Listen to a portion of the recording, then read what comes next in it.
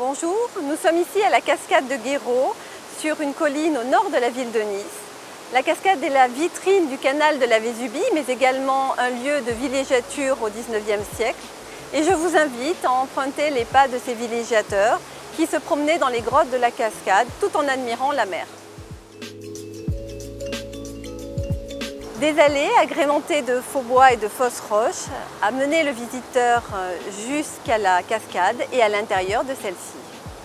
Très en vogue au XIXe siècle, ces fausses roches étaient constituées par une armature métallique recouverte d'un enduit ciment, c'était du ciment prompt, ainsi qu'un peu de chaux et des teintes naturelles, des ocres.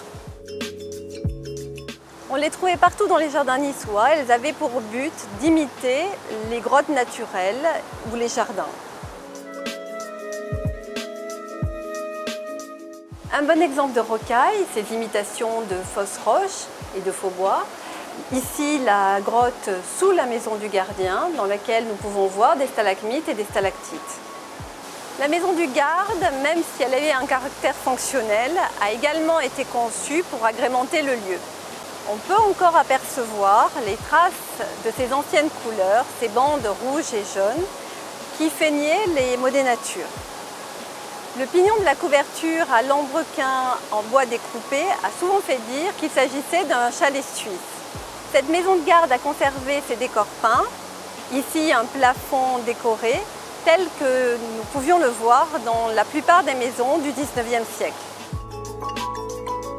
Puisque la quantité d'eau à Nice était insuffisante pour couvrir les besoins en eau d'une ville en pleine expansion, il fallait pouvoir la chercher ailleurs. C'est la Vésubie qui va la fournir, en amont du village de Saint-Jean-la-Rivière.